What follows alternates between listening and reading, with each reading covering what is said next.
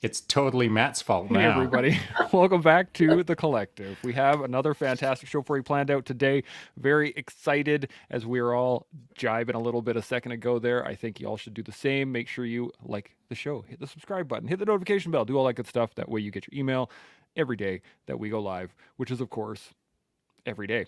Now, this is day 7 of Coaches Week. I'm pretty pumped about this. This week has been out friggin' standing.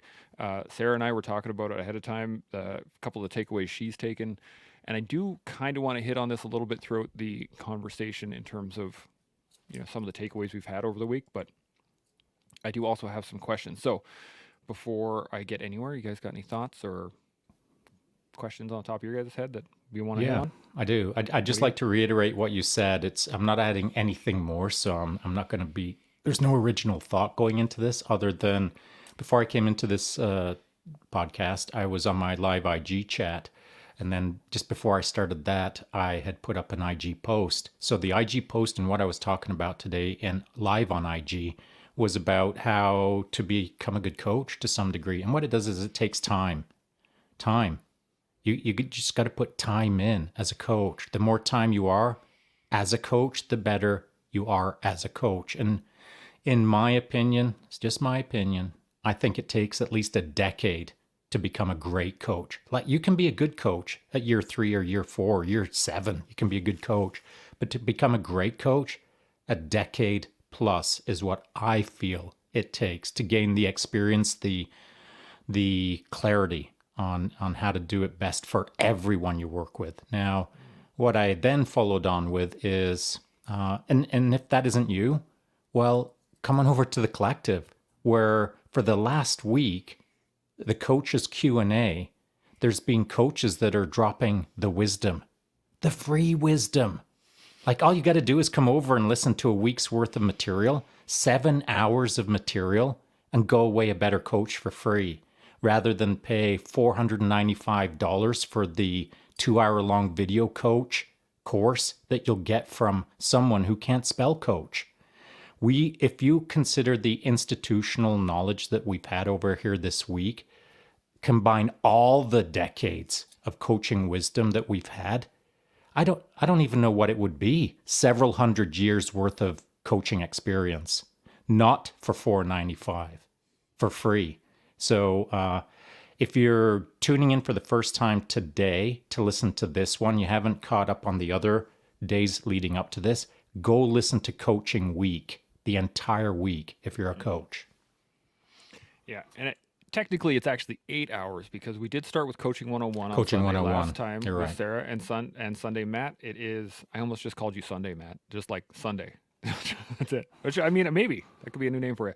And I do wanted to apologize first off. If you all have any questions or comments, by all means, put them in the comment section. I forgot to say that earlier. Just like this, Winter Storm, good afternoon. Day 7, coaches and the collective. And he does say, I hate paying several $100s for a couch. I did not say couch, did I? I said coach. Well, I think that's what for the he's record, trying to put. coach. This is, and I'm reading into this a little bit. I think what he means is for someone that can't spell coach. So what I read was layers. Instead of buying a new couch, don't pay any money for a coach. Come and listen to us for free. That's what I'm going with. Yeah, buy a couch, lay down to YouTube, listen to us. Buy a couch, lay down on the couch, but not for too long. Yeah. Go out and do things Yes. after you've listened to the coaches on the couch. That's right. Okay. Exactly. The coach couch. That could be the new name of the show. Coach The couch. coach couch. I like right. it. All right. So before we get too silly or too off on a tangent, let's move on to. I got 2 questions. I got a video question and I got a written question, and then we can engage the conversation from there. But are there any other thoughts about coaches or couches or any other takeaways from the week? Sarah, do you got any takeaways that you wanted to share? Well, yeah, we were talking about this before we got on, but this week I feel like continuing education as a coach. I consider myself to be a younger coach. And so to have the opportunity to learn and have such productive conversation and then listen to such a broad exchange of ideas is very powerful, right? And, as Shaun mentioned, you'll pay hundreds of dollars for these developmental classes for someone who has a big Instagram following, but no real knowledge or education to support their foundation as a coach. Yeah. Also, with that though, if you are a new coach or a younger coach, don't let it deter you or intimidate you. Everybody has to start somewhere, right? And so don't be afraid to take the dive if it's something you're passionate about, and just know that you learn a lot along the way.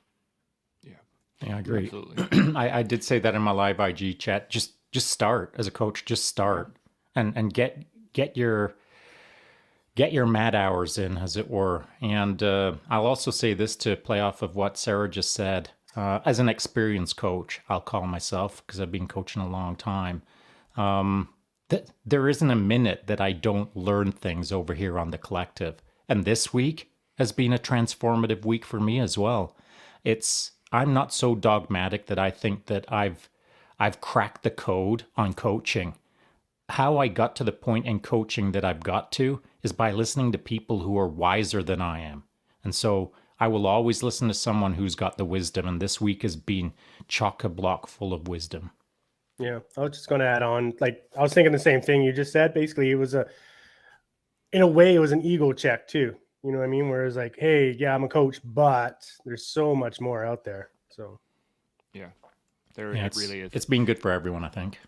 Absolutely. And nobody is more happy about getting it than me. Let me tell you. I was hang literally on a sitting here sec. quietly, and each of the Yeah, we should talk about that, because I want to give you a nod there, Chance. A coach's nod. It's more like that. And that's because you set up this entire week, and I know that it wasn't easy. You've pulled in some amazing coaches. Well, they were all amazing, but by amazing, I mean like diverse. So we've had from the left to the right, the up, the down, the in, the out, all of the coaches represented from just a whole pile of different perspectives. And as an experienced coach, I find myself sometimes to not be stuck in my trajectory, but I've got such a clear sense of how to coach for me and people that I work with, that sometimes I'm not looking over the edges of my coaching trajectory to consider how to do it just a little bit differently. And it was a good reminder, man. So as one of the not the most experienced coach for sure, but as one of the more experienced coaches this week, I feel like I don't feel as strongly as I did at the start of the week as to how experienced I am. I mean, the coaches that showed up with a boatload of experience. Yeah, it has been a brilliant week, and I do appreciate the nod. I really do. It's been an interest. It's been fun.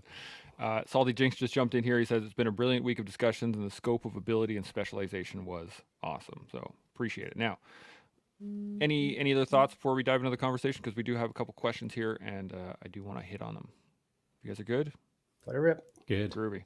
Let's kick it into high gear here. So this is from many moons ago, actually. I pulled this one up from the bank. And it says, as his teachings are often quoted by military and civilian leaders, not specifically for the direct military tactics, but more so of a way of thinking and living, what made Sun Tzu so revolutionary? Was he truly revolutionary in the tip of the spear, or was he just the smartest to write those thoughts down? And the reason I picked this one specifically, not so much to talk about Sun Tzu, but I wanted to due to the volume of knowledge that we've had over the last week.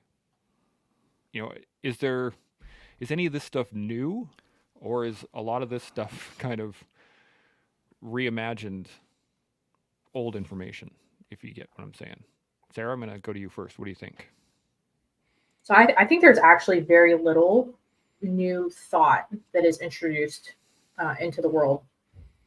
But what I do think is unique is how, for this week, how coaches are able to find a way to deliver universal ideas to a way that's palatable for their athlete audience.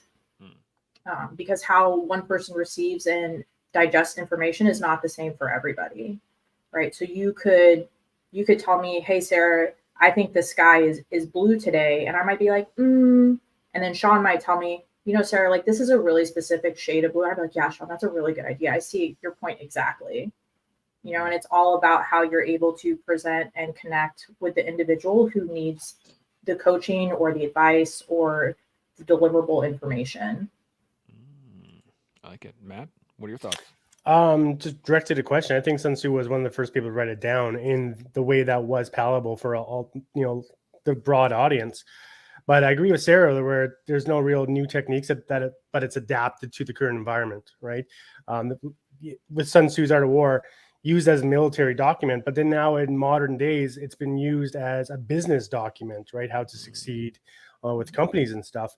And that just translates into something new when we come up with more technologies and more requirements for it. Yeah, absolutely. Shaun, thoughts? I do. I think it's a great question, and I wanted to answer it the way that the guests have answered it, but I'm locked on this word, the third word, teachings. Teaching is not coaching. Teachings, when it's pluralized like that, teachings, I think, to me, more correctly refer to helping someone understand a meta, like a large thing, rather than a precise, focalized, small tweak. So teachings tends, for me anyway, when I read it, seems more of an overarching, whereas teaching is different than coaching. And so I think that Sun Tzu, to some degree, was revolutionary in the sense that he captured his thoughts, his teachings for humanity, for a broad demographic.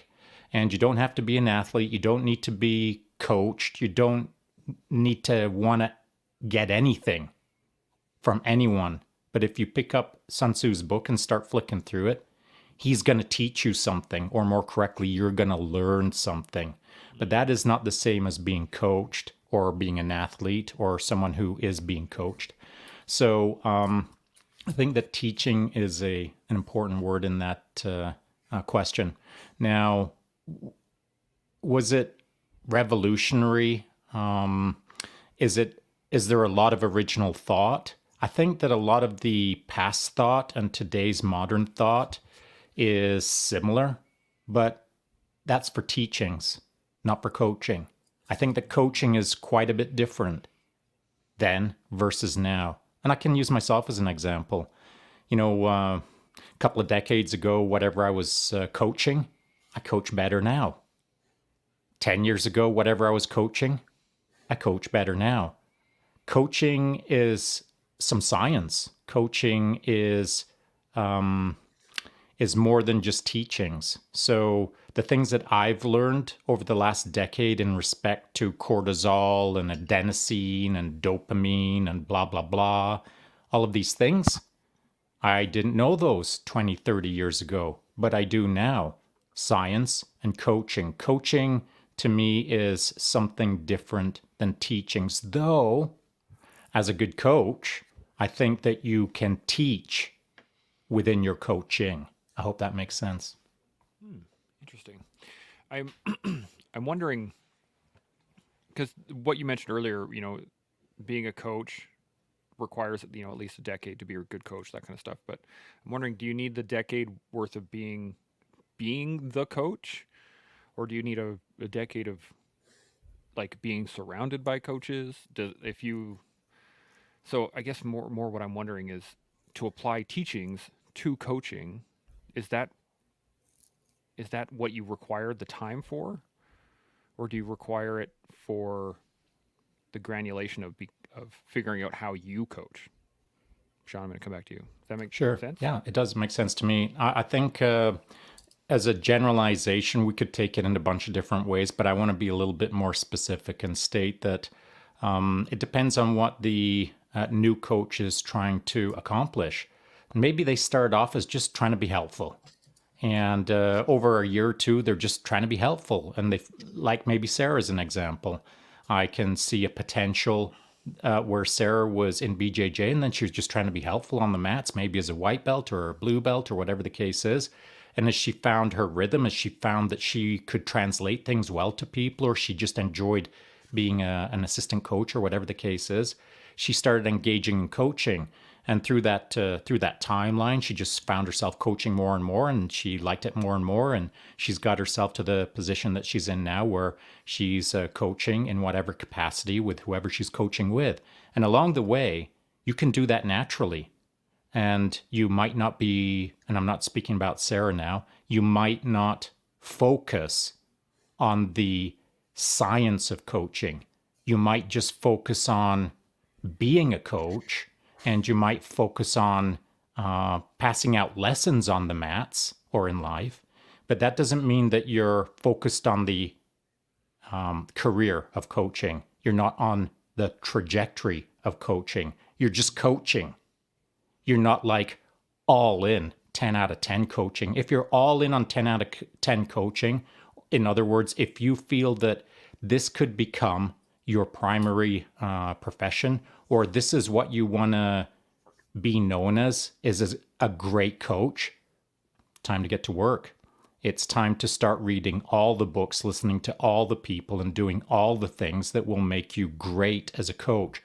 Timeline, 10 years we'll call it, as I exampled, to become a great coach. You can be a good coach at 1 year in, maybe, if you really focus, you really commit, you really engage in the process of becoming a great coach somewhere down the line.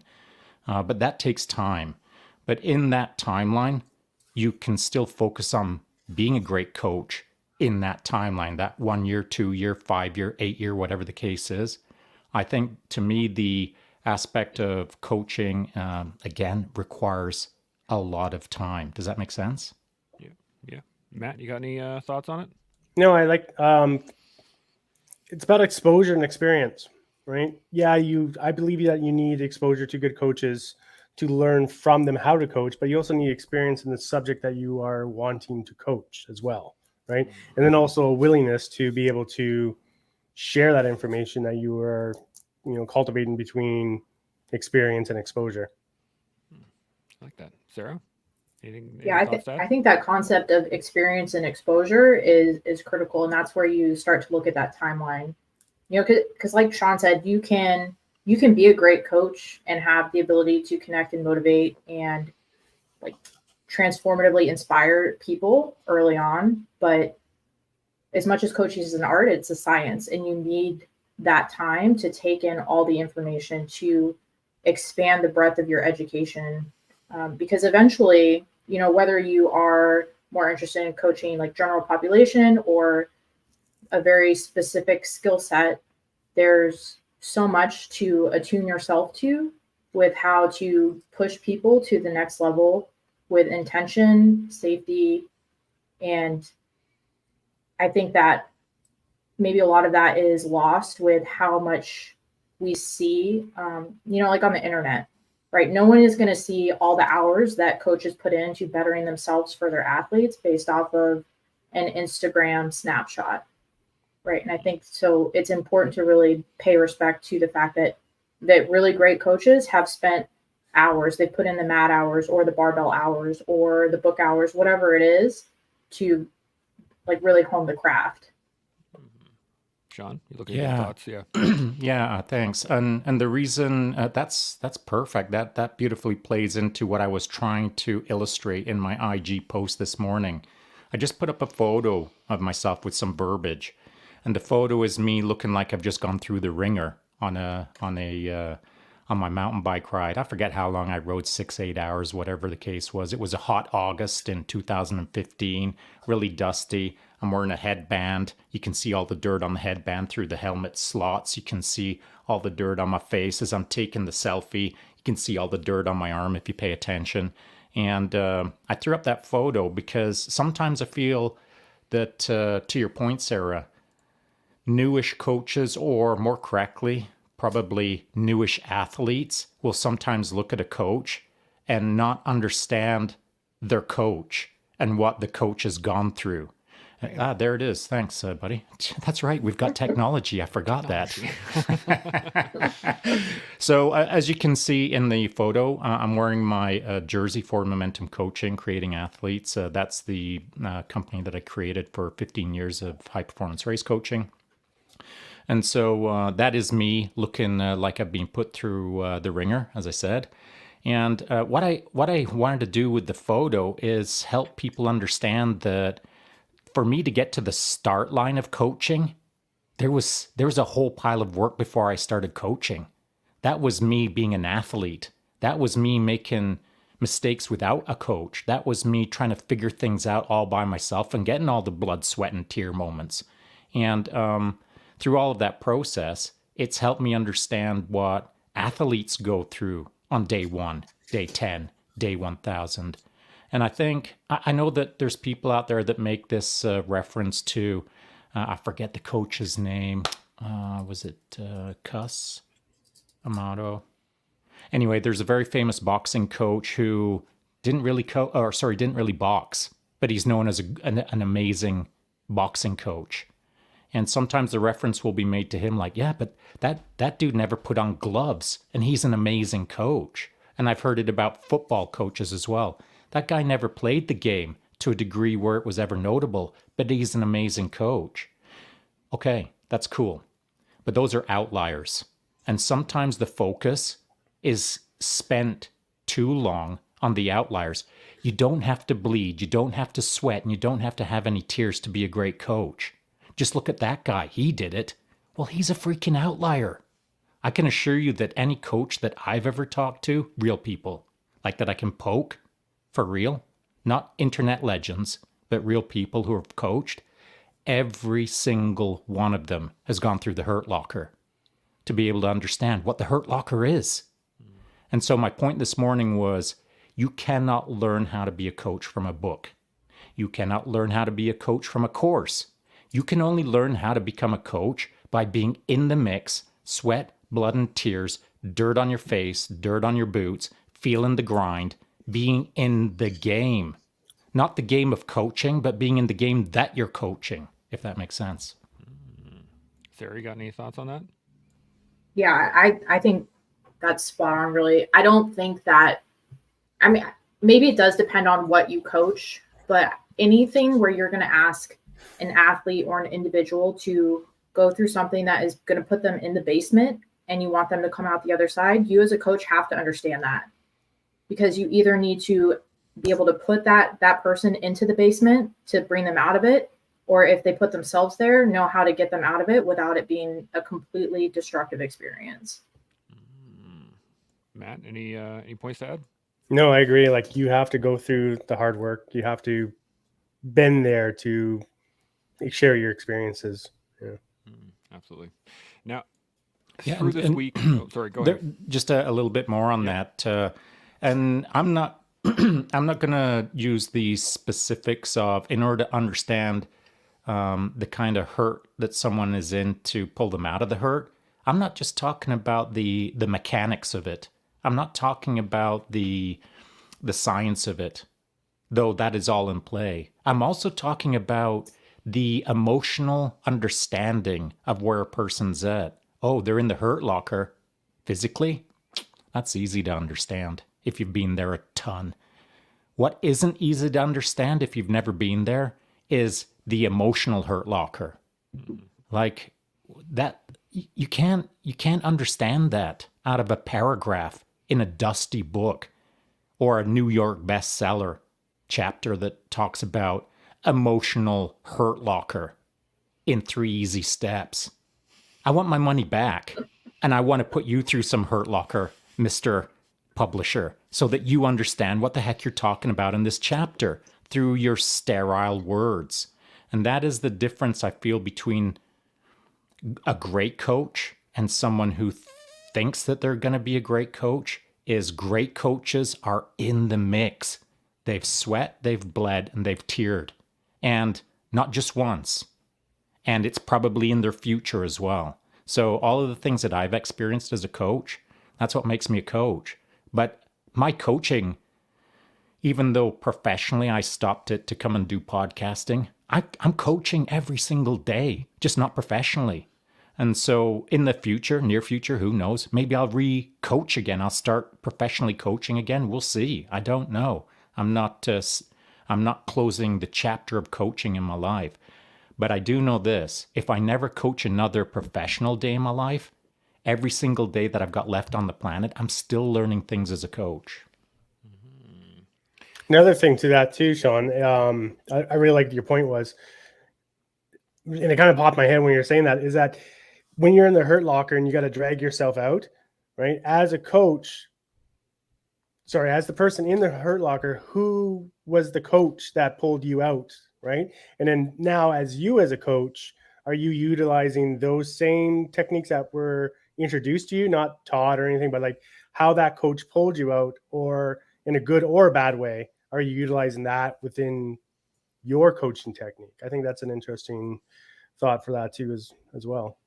Yeah, and the other piece is that even if I'm struggling to get out of the hurt locker as a client, I'll call myself, and my coach, whoever that is helping me get out of that hurt locker, I don't have to think, my coach said there's only 3 steps to this, and if I do all 3 steps, I'll be okay.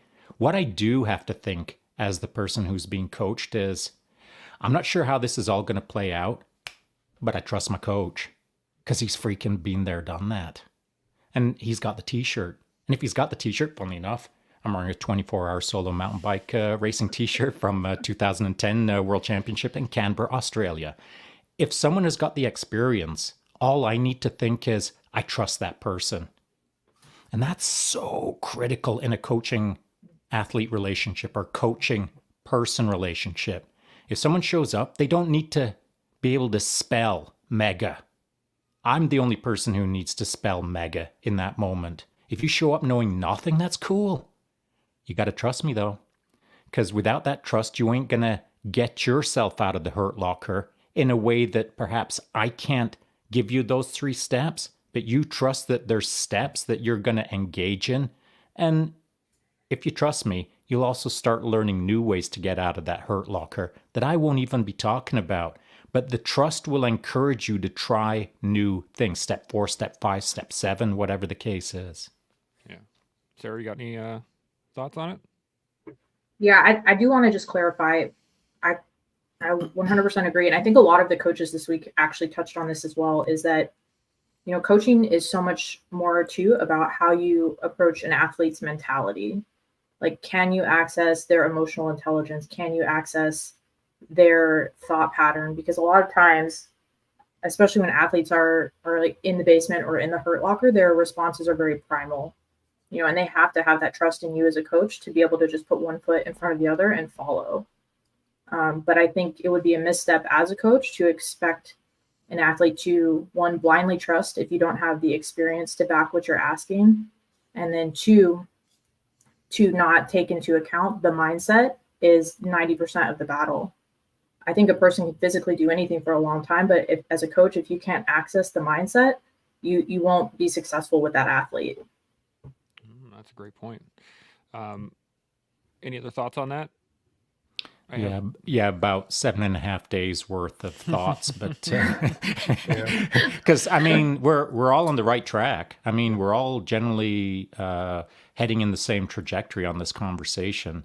Lots of novel thoughts could be added to this trajectory, but again, we'd be here 7.5 days later, still talking about the importance of mindset, which every single day this week, as Sarah said, is being discussed as a critical element of being a good coach or drawing the best out of someone.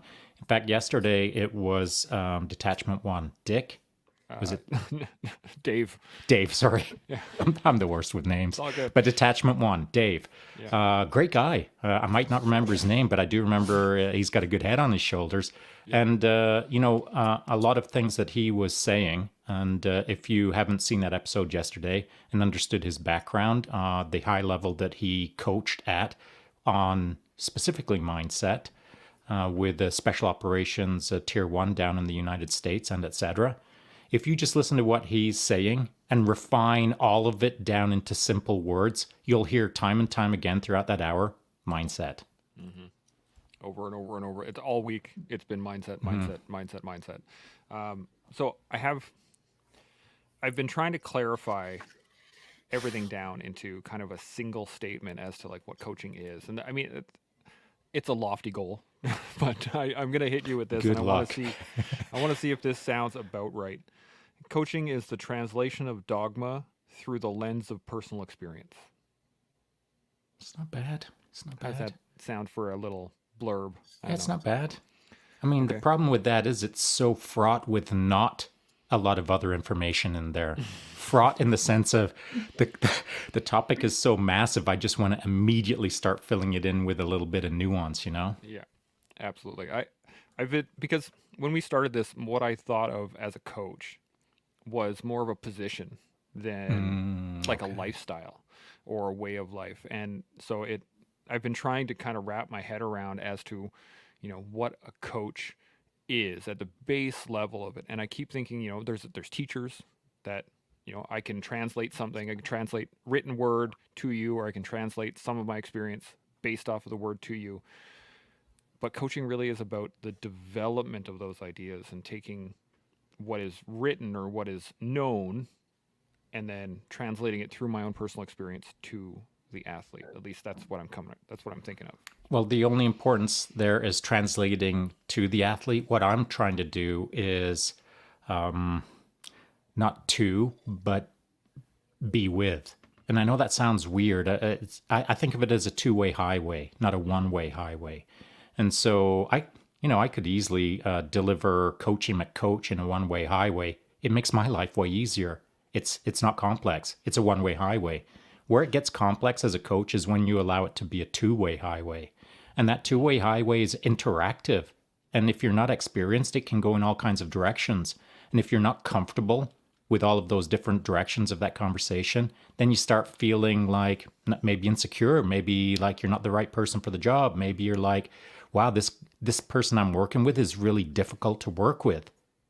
But if you're really experienced, they're not difficult to work with. You're just not listening to what they're saying, the two-way highway. Now, I'll be careful and say there's people that I have stopped working with just because they can't listen very well. They're on a one-way highway rather than listening to their two-way highway, which is listening to their coach. And so it's definitely a responsibility of both parties to engage in the two-way conversation, if that makes sense. Yeah, absolutely. But coaching is not a position. Coaching is a relationship. It doesn't matter who you are. You can, whatever. I don't even know who the best coach in the world is or where they would exist or what their title would be. We'll call them mega coach. The mega coach of the world, maybe there's a small pocket of them down in Silicon Valley.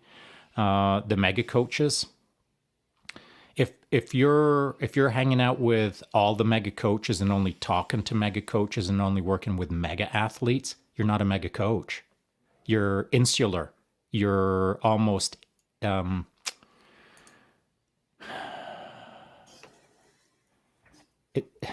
it's not a healthy place to hang out, and it gets a little weird when you're only hanging out with people who think the same way that you think.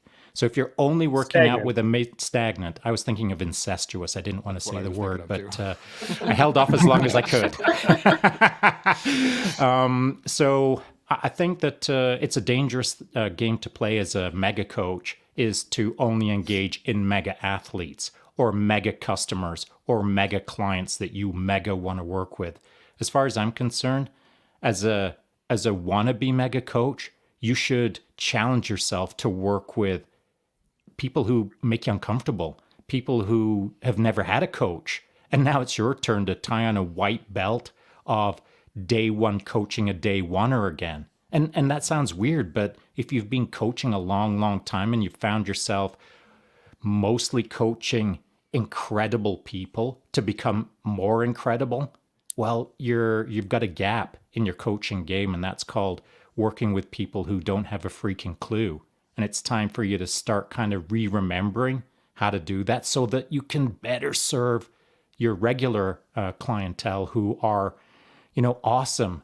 But the things that you're not telling them, because it's been a long time since you worked with a noob, are things that those awesome people probably would gain from. Yeah. I want to hear you guys' thoughts on that, Sarah and Matt. I just have a little quick thing that's sitting in my head. I remember when I was relearning how to ride, I went and talked to my riding horses. That is, I went and talked to my uncle, who's been on a horse since he was like 3, right? And all the people he knows out on the ranch and all of his neighbors and all these people, they've been riding since they were 2, 3, right? Their whole lives. And when I asked him to try and, hey, can you help me get my riding better? He didn't know how to translate what he was doing to me. He just, it felt natural. Oh, you just do this. And I'd be like, What? Is that along the same kind of lines you're talking about, Shaun? And I just wanted to clarify that a little bit. Well, that'd be a great question to ask him. You know what I mean? It's true. He's not here right now, but Oh, fair enough. So, and then Chris hit on this one, Customato. That's The who I boxing was, coach? Customato. That's who There I you was go. thinking of. That's right. There you go. Sarah, any thoughts on what Shaun was saying, or my little impromptu story? Yeah, no, for me, I guess it's like a red flag when I will meet another coach who says, Sarah, I really don't like new athletes. I hate beginner athletes, or I don't like working with new people. Because to me, one, they've like pocketed themselves into such a specific lane that they can't communicate with other people. And then two, they've forgotten where they come from. And there's a level of humility that coach no longer has, which to me is an undesirable quality. Matt? You said it much better than I did. Thank you. There you go. Here for you, Shaun. Here for you. Thank you. Thank you. Matt, any thoughts, Matt?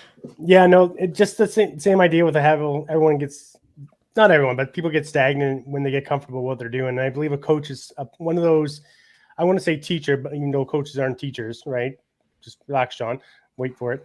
That they cannot be stagnant because they are addressing each individually different and not just delivering a package. It is about making the person better, not just facilitating a textbook and saying, hey, follow this and you'll be good, right?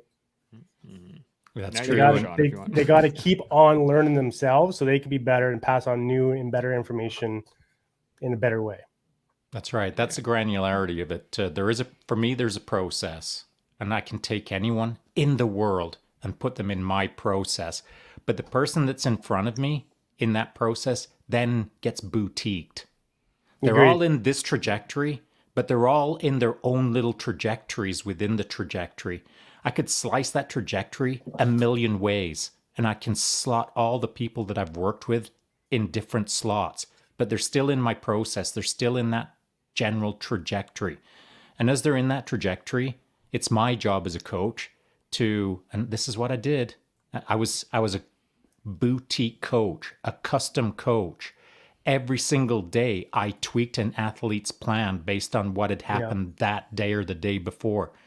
I was known as a guy that pivoted on a dime for my athletes on that day to retweak what I'd already laid out for them in the days to come. That's the only way I know how to do things, is to do it right for the person in front of me. But then to move back from that electron microscope view into more of a satellite view, they're all in the same trajectory. And that trajectory, like all trajectories, is not linear in life. It wends and winds its way through the river of life. And it's my job as a coach to observe where they're at in that trajectory. Not everyone's on the start line of the trajectory. They're all at different points. It's my job to understand where they're in and to shape them to some degree so that they're not drowning in the freaking trajectory, or they're not high watered, or they're not like just stuck on a little island as the river flows around them, static in the trajectory. It's my job to observe them boutiquely and move them down the trajectory. And I think that's one of the most rewarding things too, is when you have that individual and they're going, like, you have your trajectory and they're like taking a slight little detour and you are starting to learn from them while you're coaching them too. That is one of the most satisfying and rewarding things, that they're on their own. They know what they're doing and you just got to keep them guided, keep them coached in that direction. That's one of the things I found really satisfying. Yeah, and when I first started coaching, it was lots of people were asking me, hey man, could you just, I'm really busy, could you just put together a week for me and just put out a week of training and then email it to me and I'll contact you once a month. Nope. Well, could you? Nope. Could you? Nope. All I'll do for someone as when I'm their coach is talk to them every day. You'll talk to me every day. You'll be involved in this process. This is not hit me up in a week, hit me up in a year. This is now. We're right in it now. And I'm here for you now. You got a problem? Hit me up now. You don't know how to do something? Let's figure that out right now. And so every single athlete that I worked with was boutique. Every single athlete that contacted me and said, hey, can you make me a cookie cutter solution for the next year? No. I can't even tell you how many times I've said no, turned away money, turned away athletes, turned away clients, turned away it all. Because I ain't in the game of creating mediocrity. I'm in the game of making that person better based on them asking me to make them better. And the only way I know how to make someone better, efficiently, effectively, serve them the best way I can, is to get comfortable with them every day. Sarah, any thoughts? Well, I think that's like the difference though between being a true coach and being someone who provides programming. So right now, like I'm in a phase of my life where I provide programming. I've stepped back from in-person coaching. I passed my athletes on to coaches that I trusted to take them to the next level while I was not individually coaching. But I think a lot of people will still think someone is a coach, even when all they're doing is providing programming. But to me, a true coach is someone who has that interpersonal relationship, that two-way conversation where you're teaching that athlete and growing them, and they're also teaching you and helping you grow as a coach and a professional. And I don't want to throw programming under the bus. What I will say is it's critical that you understand how to program as a coach. Mm-hmm. And so if you're entering into coaching and you've never done any programming, and all you've been doing is one-on-one coaching, that's great. But there's so many skills to being a coach. Programming is just yet another skill within the umbrella of coaching. And I can assure you that if you've never programmed before, guess what? You've got about 2 or 3 years of programming ahead of you until you can call yourself a great programmer. And that's just one tiny little slice of what it means to be a coach. So I hope everyone can understand, and I hope no one's upset with me when I say that in my world, it takes a minimum of a decade to become a great coach. You can't be a great coach if you've never programmed. And so, there's just things that you've got to do your homework on that take years to become good enough at, that you can compress them all into this title called great coach. I think that's a great point in the fact that you can still be a coach. You can be an okay coach. You can be a mediocre coach. You can be a pretty good coach, but to be a really great coach is to put all of the things together into one. And that, it takes time. There's no way you could do that without. It's not the Matrix. You can't just jam stuff in the back of the head and be like, oh, no, now I'm a great coach, right? So I've tried. I'm sure you have. Any thoughts? Any other thoughts on that? I got another question lined up here, but if you guys are good. Yeah. Okay. Let's jump into this next question. Now, this is a similar question to one we've had all week, but it's about failure, and I wanted to hammer in over the week. I think we've had 4 or 5 questions about failure, and I wanted to hammer into it because it's a required element. So here we go. Hey, the collective. I had a question for you, for any of the coaches that are on. What has been one of your greatest failures that you were able to turn into a success, and why? Bam. Sarah, I'm going to put you up first. What do you think? Oh, man. Had a lot of failure. Tried a lot of things. So, I don't know that I could name one specific instance, but I think across everything that I have tried as an athlete or as a person, I think I've always failed the first time. There's been maybe like 1 or 2 things where I was like, oh man, like I tried and it turned out really well. But I don't do any of those things anymore. They're boring to me and I've moved on from them. But the things that I really enjoy, I've been terrible at when I started. And I think the biggest takeaway is that if you love someone or something, when you're bad at it, you work every day to get better.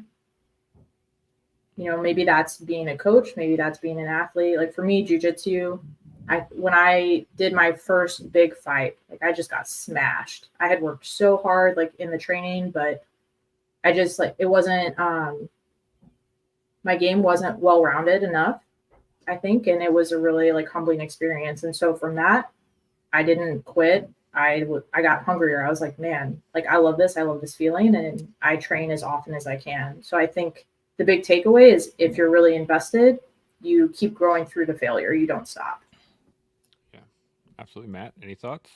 I think my greatest, like I don't know if it's failure. I think it's more of a resentment of not actually completing is the combat dive prelim. All 4 times I've attempted to do it. The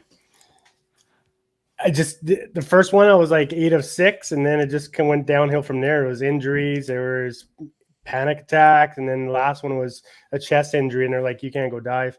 But I think what it was that I've learned from that is that sometimes there's some things you just cannot accomplish, but you can still learn from that, right? Sure, I wasn't able to do the combat dive prelim, but I ended up doing 4 mountain mans after the fact, just for giggles. I did Spartan races and mud races and all those kind of things.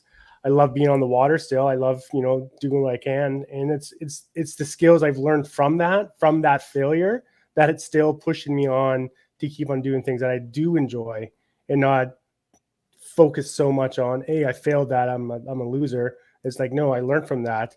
I can add this to the rest of my life, and I can make a bigger and further change with those results. That's a good point. Shaun, thoughts? If we're to paraphrase, it's a failure that you learned a lot from and kind of came out of to some degree. Okay. Well, yesterday, I think I mentioned that I quit in a world championship.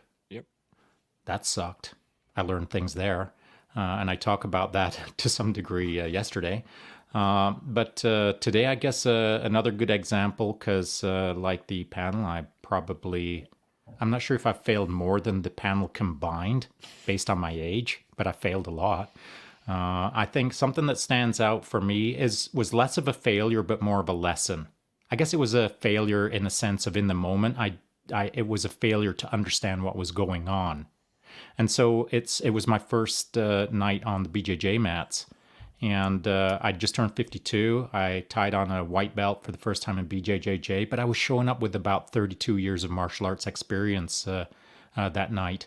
And I had a certain thought about how I would do. I didn't know how I would do, but I just thought, oh, okay, well, let's see how this plays out. And I fought 3 guys, 5-minute rounds, and it was hellacious because they came at me and I came at them. And the harder that I went, the harder they went. And I didn't know how the game was played. I barely understood tapping. What I did know, though, was I got a bit of fight in me. And so by the end of those 15 minutes, I was seeing white dots, man. Like I was seeing all the stars spinning around. And I got worked over. I gave the best I could, and I did all right. But I got my ass kind of kicked. And so when I went home, I got about 10 steps into the house, laid down on the floor in a starfish sweaty pattern, and just laid there. And my whole family came over and stood and looked at me laying on the floor, and it was not quite full concern because they ain't used to the Shaun Taylor looking like that. But my family looked down at me and said, "Are you all right, Dad?" And I said, "Yeah, I'll be all right." But man, I got my ass kicked. And the lesson in that moment was my ego didn't think it was going to get its ass kicked that hard, but it did. So what lesson did I learn in the moment? Well, I learned lessons that night, and I learned lessons the next night, and I learned lessons a few nights later, and et cetera, et cetera. And I've been learning lessons for the last 8 years on the mats. 9 years, I guess. So, no, 8 years. So the lesson that I've learned today and over the last few weeks, the last few months, is now starting to pay attention to veterans out there. And I'm watching them go through their first few days on the BJJ mats. And I can look at them, they're getting their first stripe on their white belt. I can look at them and listen to their verbiage that they're typing up on the Instagrams. And it's like a mix of humility and not, because they ain't there yet. They still haven't learned that they're going to get their arse kicked a whole bunch more times. And stop flaring out. Stop trying to be large and in charge. You just got a stripe on a white belt. Big deal. But it is a big deal. But it ain't a big deal. It is a big deal. But it ain't a big deal. And that's the thing. That's the ego. And so there's some really, really, really big characters out there on the Instagrams that, kind of portray themselves as harder than Christmas candy and et cetera, et cetera. But they ain't. They ain't that special. They ain't that hard. They ain't that tough, except their ego tells them that they are. But BJJ introduces them to the reality of the moment. And I enjoy watching people go through that process in their mind, their mindset, and how they will adjust or how they won't adjust. It's telling to me if someone steps onto the mats and starts flaring out about all the things that they've learned and how they're getting in touch with their inner self and how they didn't understand the world before BJJ and now they really do, but they're only on the mats for 6 months. It's telling to me.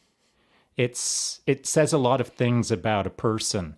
When they start facing up to their inadequacies, they start facing up to their ego, but they can only do it for 7 months, 8 months, 9 months. Then they have to bypass it because it's too much. Their ego is too much. And so that initial honeymoon phase, the excitement of they're now getting all the Instagram photos of that first stripe. It's really fun, but you got to stay in the game. You got to be in the game to understand the game. And the game of ego, the game of becoming a better athlete that is more coachable, requires you to face up to yourself. It requires you to face up to your ego. And it's a hard thing to do. But I do love watching it on Instagram. It is pretty fun. Sarah, you got any thoughts? I Well, thought you on the whole time.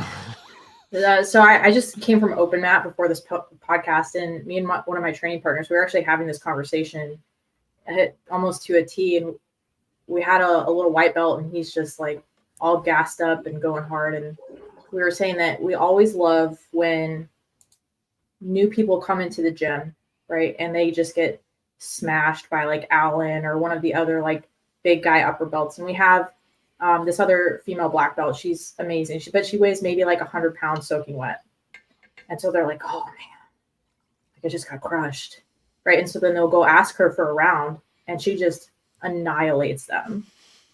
Like, and you just see the ego shatter and their entire sense of self adjust. Right. And we always kind of joke too. It's like, oh, well, maybe we'll learn their names in the first 6 months, but maybe not. Right. Because the first 6 months of somebody on the mats is so telling, right? They either can face the ego mirror and be cool and move on and stay grounded, or they're like, no, this is too much. Can't do it. And then they just check out and go back to doing the next like cool kid thing that gives them the most likes and the best photos. Yeah. There's a little excuse in the back of your head, right? When you get smashed by a big dude and you're like, well, yeah, look at the size of him, right? But when you get tied in knots by a small female, it is ego shattering. That's a great word for it. Matt, you got any thoughts? I had you on the mats for a couple of days there till you hurt your knee, but what were your thoughts on your first day coming from a couple of classes? Couple of classes? Yeah, no, it was I don't know. I went in there kind of like no ego. I try to really say, like I know nothing, like just roll me around and throw me in some flour and call me done. Right. Mm-hmm. But I like what Sarah was saying, that if a bigger dude or with the ego gets, too much and they have to go and get something else, they have to get that stimulus from the other cool guy thing with photos and stuff. That's really, it's very prominent in this society too right now, where that you have to have that hit. But for me, I was just there for learning, and my brain was on receive. Like every move, everything that was being me, have my face grounded against the mat. Okay, I learned something. Don't put your face on the mat, right? Or the same, getting pulled in the same direction every time because I was doing the same mistake every time. I was like, okay, we got to learn from that. But yeah, I went in there with a zero mind, just to I was there to learn and get, feel it out. Yeah. Shaun, you got any other thoughts? No, I just, I suppose what I did do was not call anyone out. I'm just making an observation that to get into hard games, it's hard. Yeah. And once you're in the hard game, stay in the hard game if you're calling yourself hard. If you want to be Christmas candy, get in the hard Christmas candy game. But but don't flare out talking about Christmas candy and then eating the caramels, I guess. So I would encourage any veteran, first responder, or law enforcement member, serving or not, to get in the game of BJJ. Here's why. Because you're going to get a wake-up call on who you are. Whatever you think you are, you ain't. But BJJ will show you who you are if you stay in it long enough. And it's not just a case of showing yourself to yourself, but it's showing you how to get better at life. It's not just a mirror. It's a mirror of improvement. And so, Sarah, I know that you know, the ego mirror, it's a term that gets thrown out there, and it's the right term, I feel, for BJJ. But I'd just like to tweak it and say BJJ is the mirror of improvement, not just a mirror of who you are. Got anything to add to that, Sarah? Yeah, I really like that. And I couldn't echo enough. I think that the jiu-jitsu community is first and foremost a community. And I think that that gives veterans such a helpful avenue as they reassimilate coming out of the military, right? Because I'm a veteran. I've talked to so many veterans from different branches and services. And one of the things that is universally missed is that community, right? And so then they're in the world and they're trying to find themselves again. And jiu-jitsu and the mats, like, I completely agree with Shaun. It is a path, right? And a focus, but even more than the path, I think it gives these people purpose again, right? And it gives them a support system to dive into that. And I would be remiss not to say this, sir. I got to throw it in, and it'll take us off in a tiny tangent, but I don't want us to go in that tangent. I just want to reference it. It's so important that I make this point. Today is International Suicide Awareness Day. That is designated by a number of agencies out there internationally. And I know that, Matt, you have made an effort over the last 24 hours as a small initiative to make people aware of it within your online community. And I applaud you for that, pal. And so being that it's International Suicide Awareness Day, one of the factors that veterans specifically struggle with, or law enforcement first responders, I'm sure as well, but I only know from veterans, is the sense of community. They lack that sense of connection. One of the greatest factors that will exacerbate suicide, and it's still poorly understood, of course. This is science and art, as it were. The subject of suicide is not well enough understood. It's so multifactorial. But one thing for sure, if you don't have a sense of connection with other human beings, your chances are less rather than more.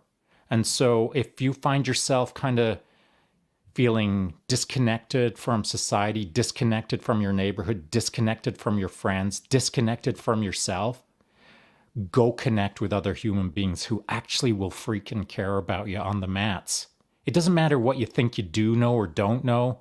If you go to a BJJ club and think that you're going to go for 4 hours of violence, if that's what it really was, which it ain't, you could go in, step on the mats, get an introduction, and then lean against the wall and just hang out. Not even sweat.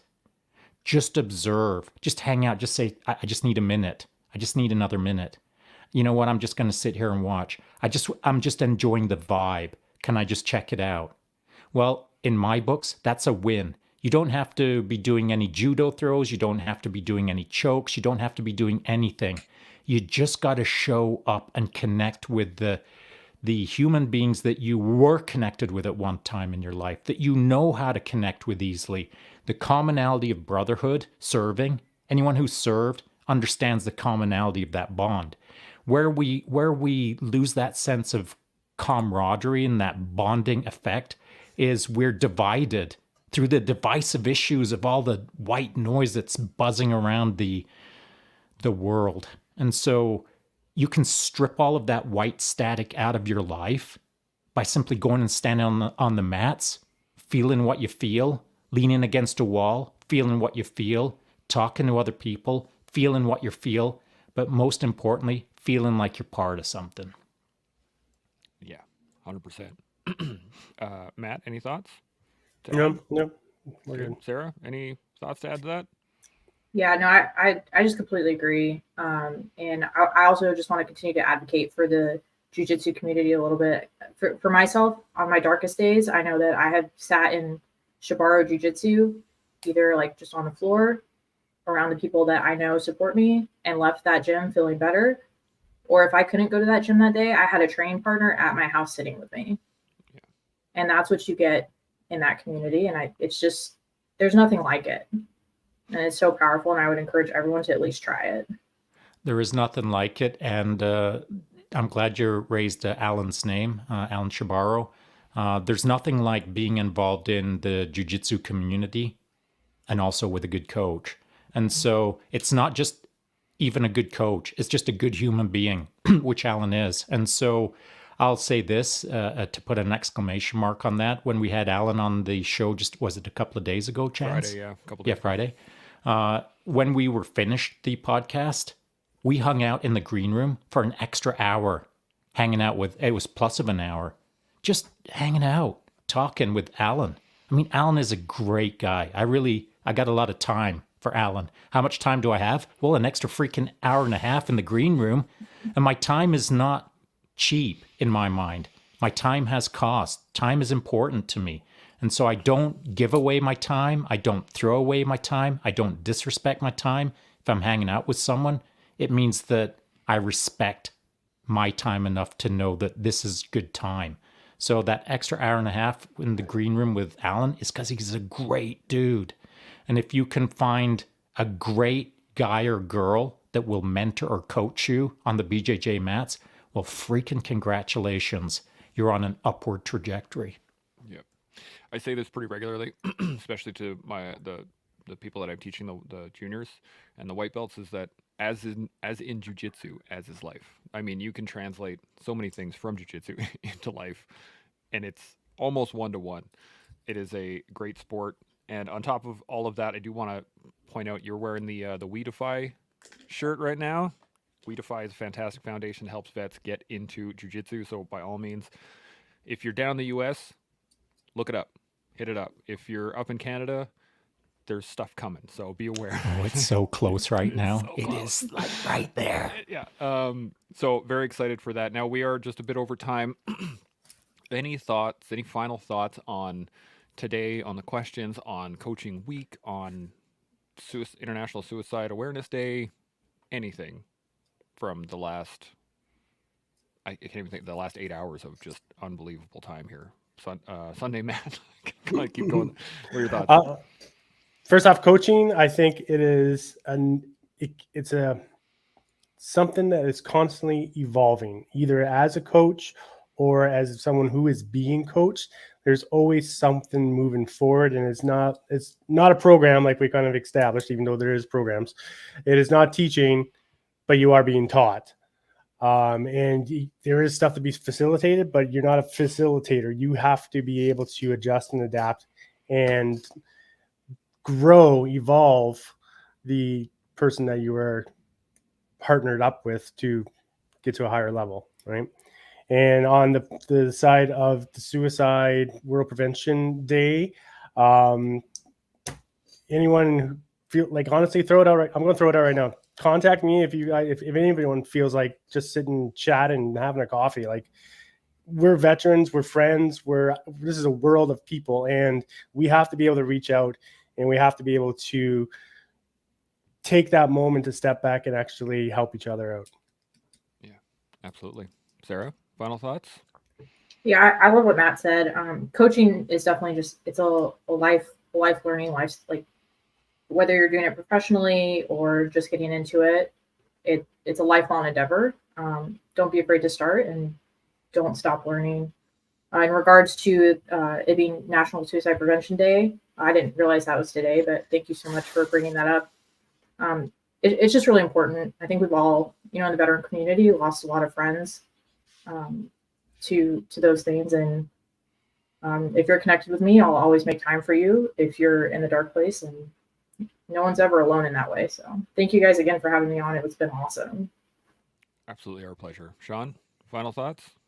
Well, I don't have too much to add to what Matt and Sarah said, so I'll just wrap my own stuff up with as if anyone out there is thinking about being a coach, get yourself some passion to be one. And once you're a passionate coach, start coaching with passion. You need to be passionate to learn how to be better as a coach. You need to be passionate when you're working with people as a coach.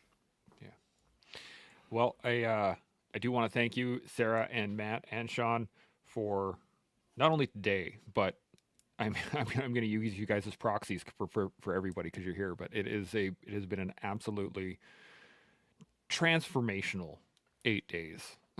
It has been absolutely insane. Today, also outstanding conversation. Really excited about the information that we got across today. Yeah, I can't say thank you guys enough. It's been fantastic. So as we all learn more about what coaching is, that allows us to build upon our own resume and grow upon into the person that we're meant to be. And you do that with us every day here on The Collective. We'll see you all tomorrow. Chimo. Chimo.